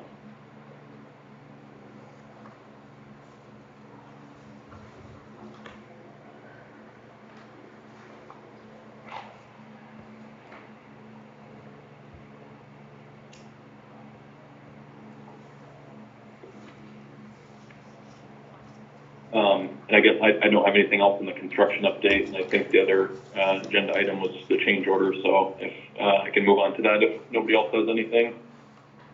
That would be great. Okay, so the change order we had discussed previously, last couple meetings, I'll kind of go through what is in here, what the changes are, and the costs associated, and then hopefully the board had a chance to read through it, and then I can answer any questions about it. So the change order includes kind of two separate changes within the project itself.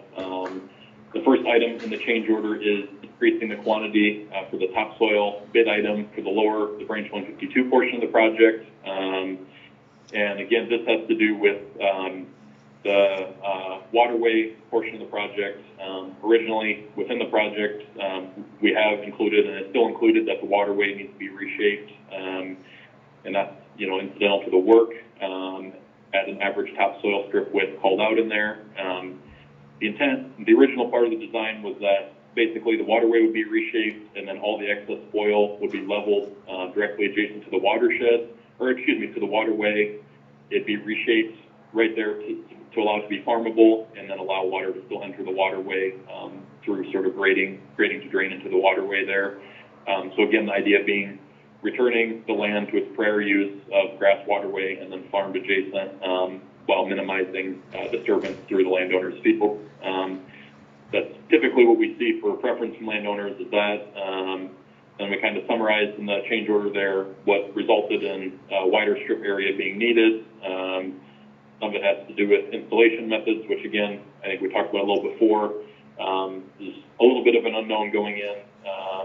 And then the contractor had offered to get rid of the extra spoil at no cost, which landowners didn't want. And then after we'd met on site a couple different times with the contractor, the one time and some landowners the other time, they had spoken to how they would like to see the waterway restored, which is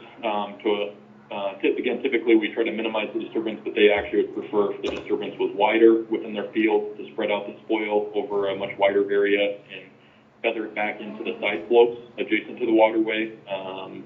And so this is what we discussed with the landowners. It is a wider disturbance width and construction area than we had in the contract.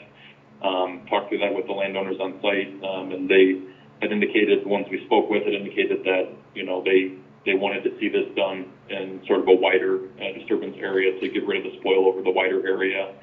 And so what this change represents would be that additional topsoil stripping work that the contractor would need to do. To do that, it's not widening the work limits throughout the entire section of the project. It's just in certain areas where there's excess spoil that needs to be removed. The unit on the change order is in stations. That's what we have the topsoil strip unit in the project, and it's just stations, the unit of length, and then we had a width of 50 feet called out. So we prepared the waterway regrading and reshaping plan for the contractor as part of the change order and punch list, and then in that we called out grading areas that needed to be stripped wider to be able to get rid of the spoil, and then we were able to calculate the area and come into an amount of additional stripping area. So that's kind of what item one represents. The total there is just over $3,000 for the extra stripping. Again, I think I mentioned previously, we did prepare, which was kind of above and beyond what we did for the plans. We prepared a waterway grading plan to go along with this change order to help address this and get this corrected the way the landowners would like to see it. And we're planning to, I guess, and it will be on our next invoice to write off our time to do that, just to help bring this to a resolution with the landowners. I know, just speaking with them, they're not happy with the way it's graded right now, and they'd like to see this done, this wider area. Obviously, if it was shown to be this wide of an area on the plans originally, it would have been a cost then anyway, so it is, comparable to that as far as being an additional cost now. So, any questions on item number one regarding the topsoil?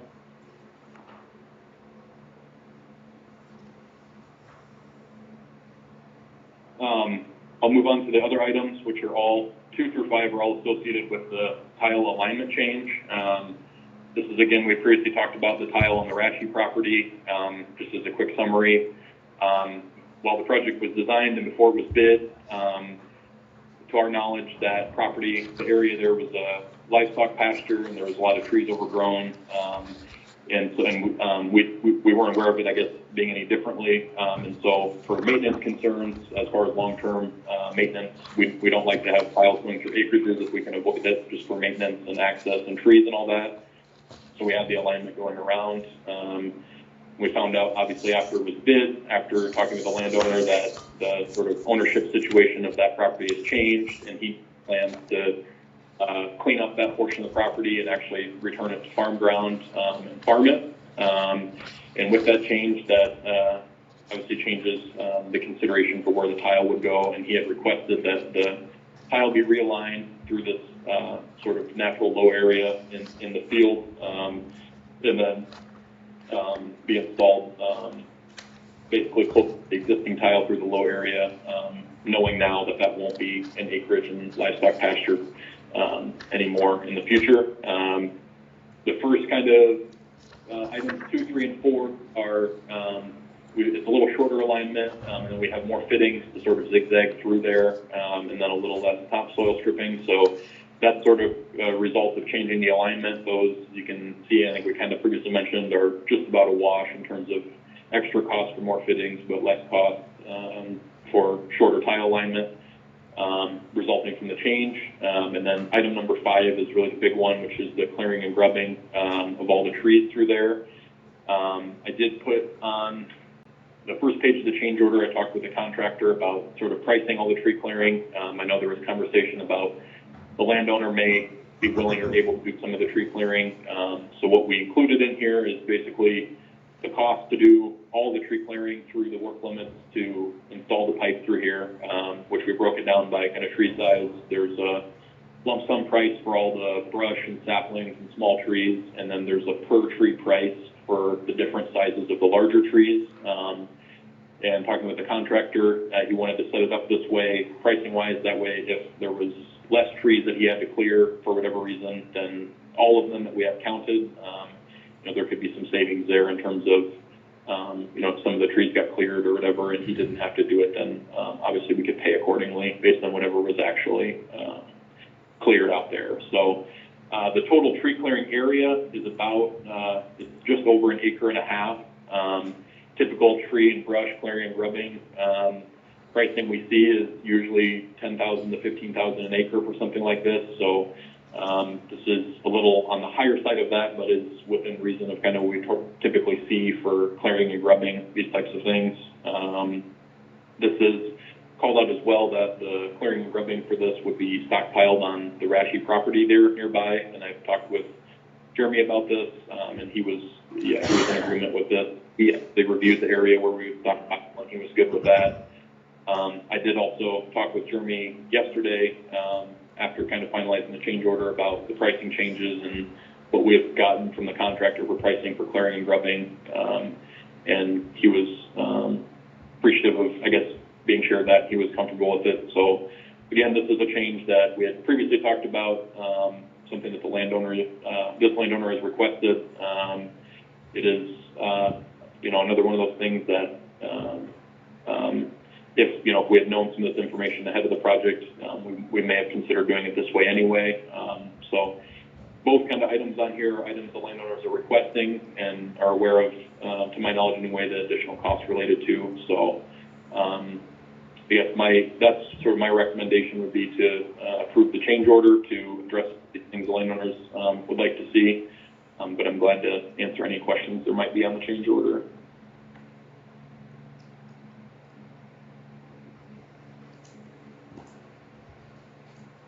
Any questions?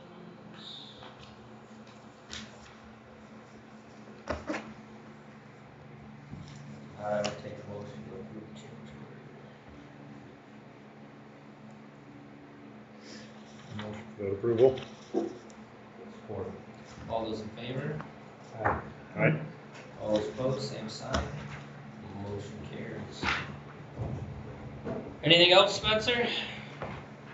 No, I think that was everything I had. So I have on my list here to reach out to your county emergency management and check on the federal funding, and then also I'll follow up with Rocky and Camp. Okay, sounds good. Thank you. Okay, thanks everyone. Yep, bye. Take a motion to adjourn. I know Harold made the comment, he says I spent a lot of money and I'm worse off now than I was before. So I don't know what all happened, I don't know. Compared to the last time you got 10 inches of rain in 3 days? What are we getting, 18 or 19? And 19, and Yeah, probably much much about the same. Yeah. It's just, you can't move that much water that quick. Those systems aren't designed to move 5 inches of rain. I don't know, that was his comment, he said, worse off now than before, so. So we'll let Spencer handle it. They designed it. I take a second. for adjournment. Oh, yeah. All those in favor? All right. All those